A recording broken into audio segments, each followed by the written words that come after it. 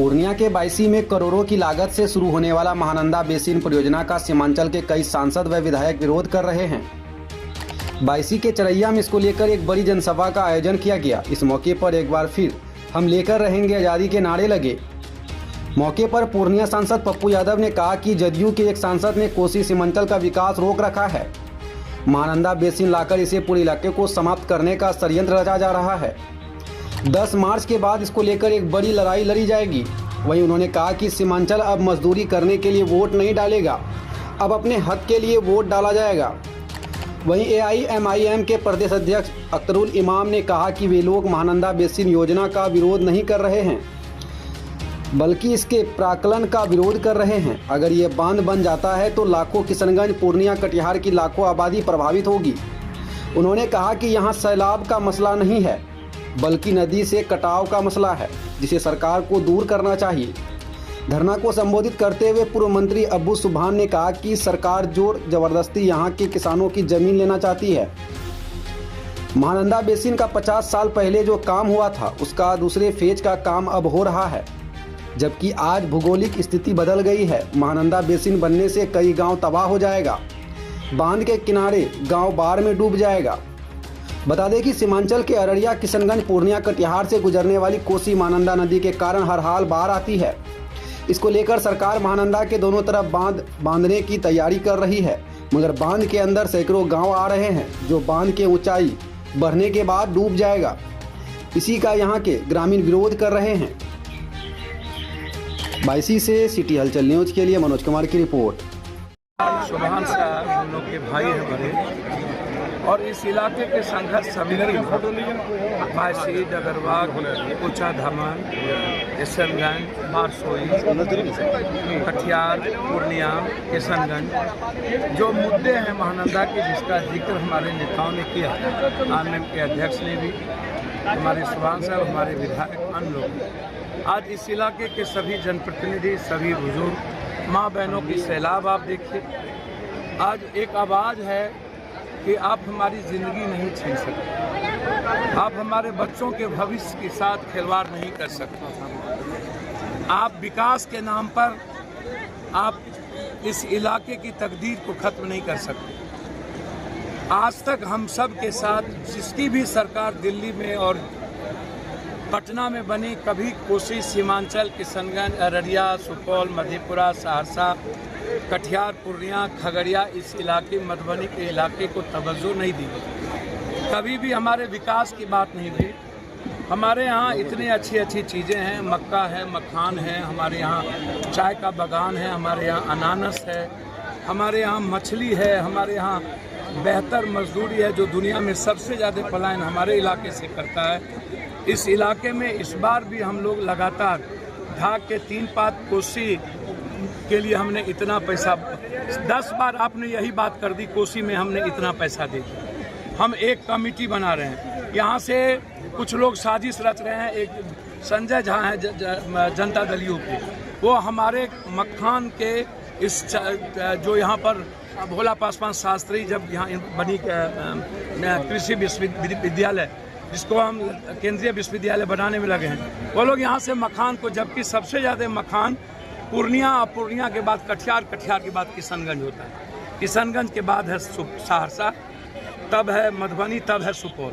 सबसे ज़्यादा इस दुनिया में जितने 90% मखान जाते हैं वो पूर्णिया, कटिहार, किशनगंज का मखान जाता है। और हमारे साथ सरकार के लोग जायती कर रहे हैं, वहाँ बैठकर मर जाएंगे, नहीं होने देंगे। वही सवाल आज महानंदा को लेकर 28 तारीख को विधानसभा खुलेगा। अब हम किसी के बंधुआ मजदूर नहीं बनेंगे। कोसी सीमांचल के लोग बहुत वोट दे दिए जाति धर्म के आधार पर। अब हम अपने बच्चों की खुशियों के लिए वोट डालेंगे, हम अपनी बेटियों की खुशियों के लिए वोट डालेंगे, अपने इलाके की तरक्की के लिए वोट डालेंगे। और हम लोग मिल करके आने वाले समय में पहले महानंदा की लड़ाई हम आज लड़ लेते हैं। 10 मार्च के बाद महानंदा पर एक बड़ी लड़ाई होगी। 28 से हमारे माननीय विधायक लोग इस सवाल को उठाएंगे। मैं वादा करता हूं 10 मार्च के बाद महानंदा बेसिन जो गलत तरीके से इसको ला करके हमारे पूरे इलाके को समाप्त कर दें, पूरे परिवार को खत्म करने की, जो 10-10 लाख परिवार खत्म होगा, उसके लिए हम लोग बड़े लेवल पर आज आपने सभा देखी। ये लड़ाई आज से शुरुआत है।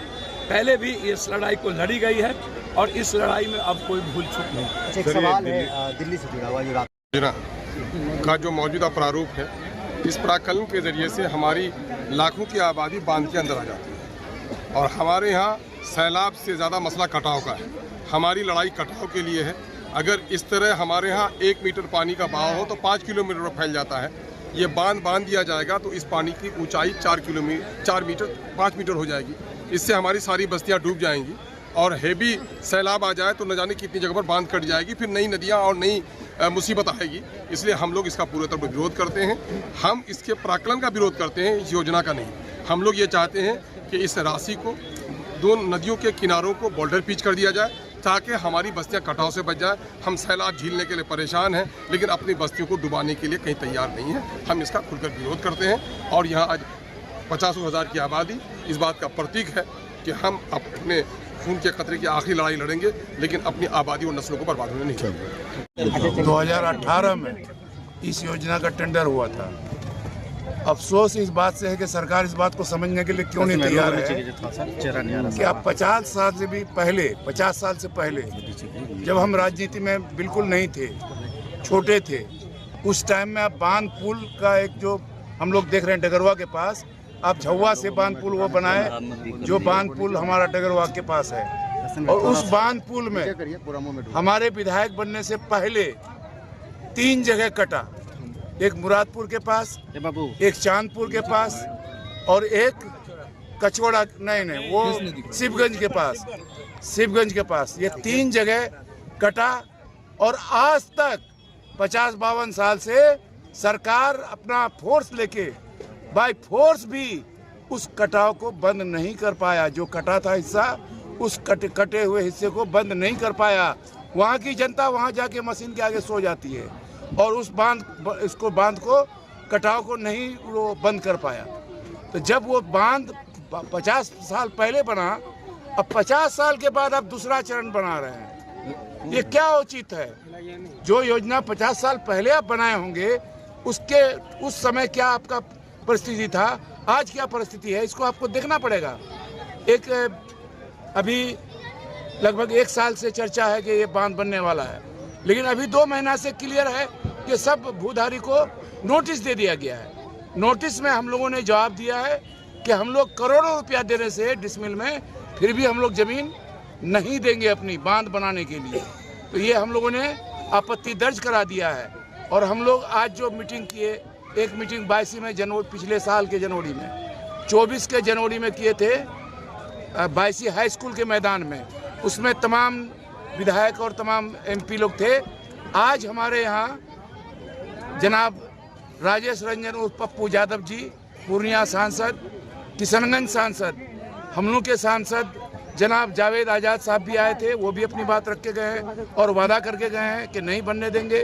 और कोचा धामन से शुरू होगा ये बांध, तो कोचा धामन के भी विधायक यहाँ आए थे, इजहार एसपी साहब, और अमौर से ये गुजरेगा ये बांध। तो अमौर के भी माननीय विधायक जनाब अख्तरुल ईमान साहब भी यहाँ मौजूद थे और सैयद रुकनुद्दीन के प्रतिनिधि थे और कदवा के विधायक के प्रतिनिधि थे। कदवा विधायक का इकलौता बेटा इंतकाल कर गया है, बहुत अफसोस है हम लोग को, और वो अभी उम्रा में भी चले गए हैं। तो कुल मिलाकर अभी जो हमारे माननीय सांसद और अख्तरुल ईमान साहब और इजहार एसपी साहब जो बहुत ही दमदार तरीके से वादा किया है कि किसी भी हालत में इस बांध को बनाने नहीं दिया जाएगा, तो मैं भी ये वादा करता हूँ कि अगर ये बांध सरजमीन में अगर ठेकेदार आया, मशीन लेकर के अगर आया, तो मैं उस मशीन का आगे सो जाऊंगा, मेरे ऊपर से ये मशीन चला देगा, तभी ये बांध बन पाएगा। मेरे जिंदा रहते ये बांध इंशाअल्लाह नहीं बनाने देंगे हम लोग इंशाअल्लाह।